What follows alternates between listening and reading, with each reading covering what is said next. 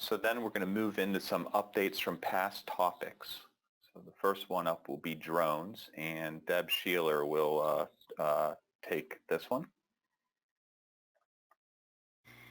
I should be good to go now, possibly. Okay, updates from the past topics. So drones. So what we learned in the past essentially is, the reasoning we actually looked into providing the service is that we saw that there was a value in decreased cost, which I kind of mentioned previously, where unmanned aircrafts can be deployed rapidly and kind of gather the data in a much quicker time frame, as well as delivering the data. So a faster data delivery where we can actually acquire it, process the data, and deliver in a matter of days versus months to capture it and be able to process it. And then the improved safety. For Davy, safety is number one priority, and being able to supplement that with ground inspections to make sure that the environment is safe for our teams to be out there in the field is kind of key. But still we have limitations in that definitely the coverage is much less than if you would deploy an aircraft up in the air and send out the planes to capture more ground.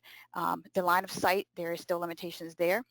Certain zones where you can actually fly, no-fly zones, and the proximity to, depending on the proximity to the airports and towers, and then flying over public, pedestrians, as well as the time frame in which you need to capture the imagery. So if you need leaf on, leaf off, depending on the needs of the client and the project, as well as battery life. So those are the things we learned when we initially incorporated and started providing this service to our clients as part of the commercial services. What's new in the past is between now and then, we've actually increased the number of pilots who have been certified, as well as the number of platforms and drones that we have available. So currently we have over 12 pilots that's available across different regions, which includes the WSSI, LMG, and DRG. And then we also have some at the corporate level too. And we have 9 platforms right now that's currently in that have not been retired or anything, where we have Inspires, Mavics, and mostly all DJI platforms. We also had purchased, we have 2 contracts with processing software, which is Pix4D and Drone Deploy. And with all this, as well as the increased services that we've been providing, we ended up needing to research fleet management software to be able to organize, manage, and maintain the number of pilots and equipment that we have, maintenance, training, and the one things that we did a overview of are a couple different software and providers to be able to make sure that we have the right fleet management software for what our needs were. We ended up a trial version of Kitty Hawk, Drone Logbook, and Skyward, and ended up selecting Kitty Hawk. The one key thing with what our needs were was the ability to be able to incorporate LANCE, which is the low altitude authorization. In other words, we essentially needed to access airspace for certain projects and needed some real-time processing in order to be authorized and get approved to fly in those controlled airspace. This particular software allows us to connect directly, be able to put our application in, and get approved in near real time.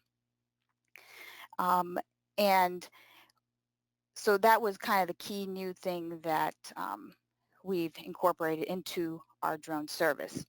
In progress right now, we are reviewing again our 2018 flight logs for insurance purposes. We, at the time, decided to go and utilize Verifly for insurance coverage.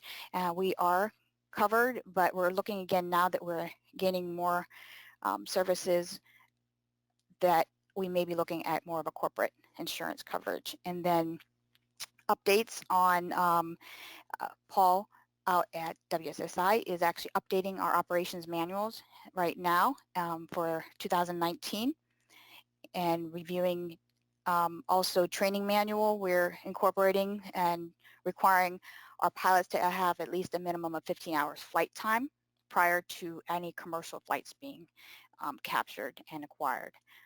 And then what we're currently researching right now is upgrading platforms. So we are looking at some new platforms that would have better sensors, red edge camera. We also looked at LiDAR. We were able to get a pilot project together with somebody who subbed us out to actually process the data, LiDAR data and imagery data for them, even though we didn't fly it because we don't have the LiDAR sensors on our current platforms. But we were able to process the data that they had acquired. And here is a result of that particular project, which was acquired by ULC for a utility project, and we were able to provide results of tree heights for possible encroachment as well as fallen risks for tall vegetation and trees. We also, in this past year, have done a number of habitat study projects through WSSI team as well as the LMG team. For environmental consulting, we just recently flew the East Campus up at headquarters. We also completed a Five River Metro Parks to identify drain tiles by capturing current imagery. And then we have a number of wetland projects where we identified damage from clearing work, monitored post-planting, and what we'll be doing is monitoring new plantings along the highways for MDOT coming up here in the next few weeks. Some of the things that are in the pipeline proposal-wise are some Travis Parks. We're hoping to maybe get back with that client there and capture, actually capture drone coverage for multiple parks in order to identify veg health. We did this over aerial imagery with near-infrared band in order to be able to provide them results the last time, and this time we want to actually try and incorporate the drone to be able to capture that information, a more current set of imagery. And then we are looking at possibly the spotted lanternfly to identify specific species along the, possibly utilizing Armada for that, or along the railroad. And those are some of the things that we're kind of like looking into now.